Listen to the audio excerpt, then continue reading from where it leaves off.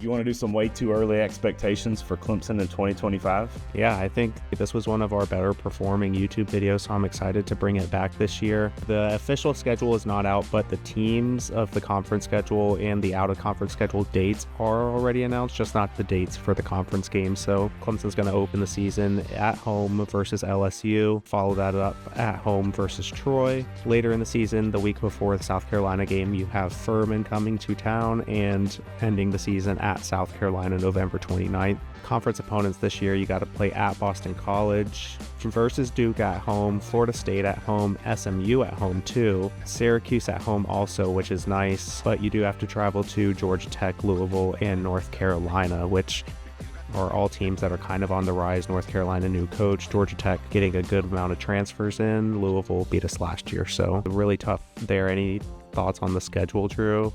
I don't know. I kind of like the schedule. You mentioned how Georgia Tech's had some improvements both on the field and with how they're recruiting and using NIL. I've never been to a game in Atlanta. I'd imagine with Belichick being in North Carolina, those might be high dollar tickets. I would love to go to Chapel Hill for that game and love to try to go to Georgia Tech this season. I love opening the season against LSU. I think the next 2 years are going to be pretty cool hosting LSU, and I'm also going to try to go to Baton Rouge next year. So another big time game to open up the season. I think that'll go a little bit better for the Tigers, or the Clemson Tigers, this year than their opening game against Georgia this past season. Do you have a record prediction based off of that? I know it really is hard to do now because we don't have the dates in order, but any predictions on that front? I think that Clemson goes 10-2. My notes, I have 3 teams listed out that could be a toss-up for Clemson.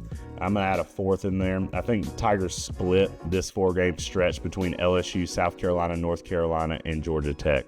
The UNC is just the Bill Belichick factor. We talked about how Georgia Tech is doing recruiting-wise. So I think if you can go 2-2 in those 4 games, Clemson wins the rest of them. So I got Tigers going 10-2. Potentially, based on those teams I throw out, go undefeated and win your conference championship if your only 2 losses are to South Carolina and LSU. Yeah, that would be a pretty ideal scenario for Clemson there. And like I said, it all depends on how the schedule lines up, what games you're playing after one another. Not feeling super confident about how this out-of-conference and conference schedule looks. So my record prediction is going to be 8-4. I'm going to go low this year. Like I said, you have the super tough out-of-conference with LSU, who had a pretty decent season this past year. They were nothing great, but South Carolina ended the season on 7 or 8 straight wins. They didn't win their bowl game though, but Lenora Sellers is sure to come back with a vengeance, and he had a really good game in Clemson last year. It'll be tough to travel to Williams-Brice to end the season next year. So I think the games, you mentioned a couple of them, but LSU, South Carolina, SMU,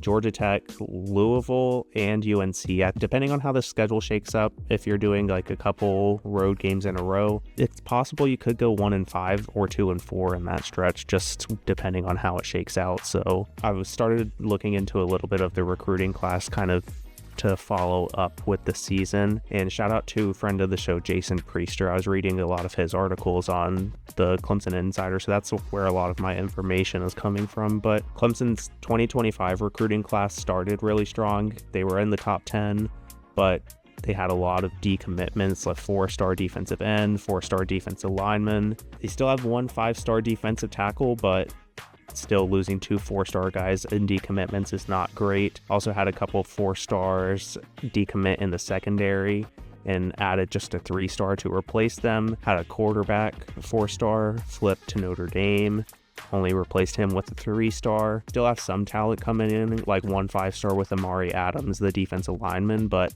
to have all those decommitments, it's kind of a bad sign for the future for Clemson if you're not able to continue to get high-profile recruits and build your class. Although Clemson is, starting to add transfer portal, it's still tough to only have a class of 15. And I think I mentioned that they were in the top 10 early in this recruiting class rankings, but with all the decommitments, I don't think they're in the top 25 in any rankings. There could be more commits coming in, before the signing period is over, but just that in itself is a little worrying for me. I know you don't really pay attention to recruiting either, but any thoughts on that? One thing I will say about the recruiting class size, starting this year, they're eliminating walk-ons, and then you had so many guys make decisions to come back.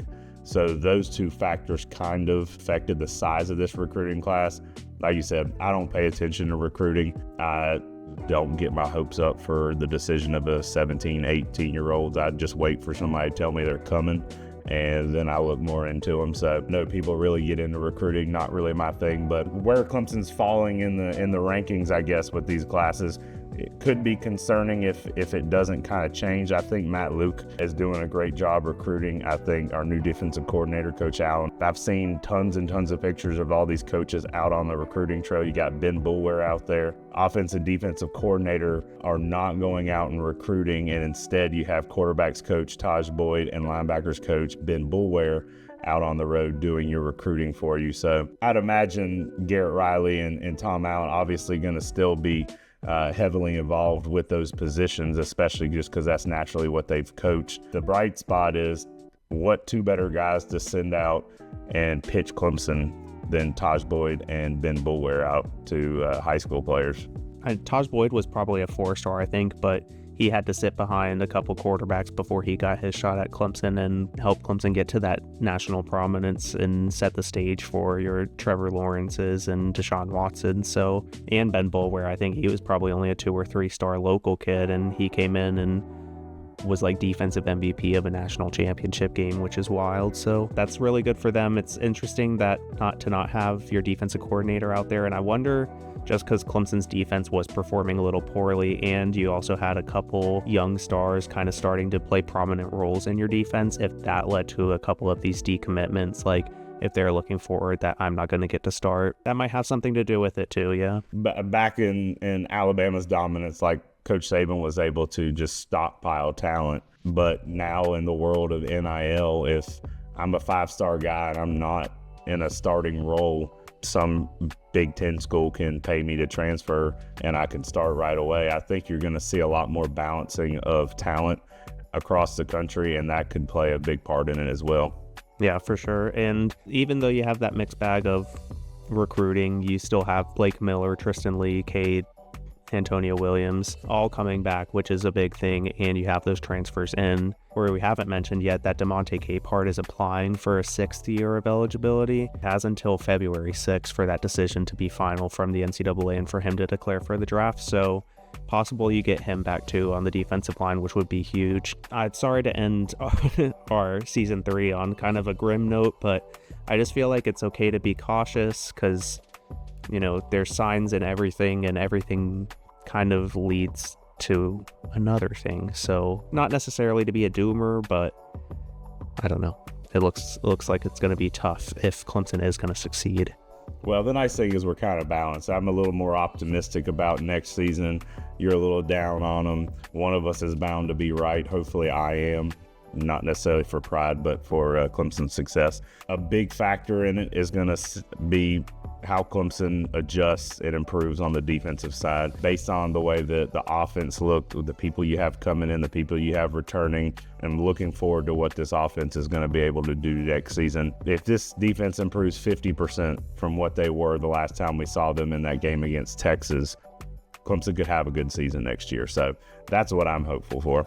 Yeah, and I too hope you're right. Really want to beat South Carolina so they don't start a new streak on us and keep that hype down in Columbia. Shane Beamer might be building something in there. I can't deal with losing to them all that frequently. So the nice stat that we can throw out here is, I think it was 3 consecutive seasons the visiting team has won that game, maybe 4 seasons, I can't remember. But thank you to our listeners for joining us all season long. Ball Talk Podcast. I've done it the last 2 seasons covering baseball and softball.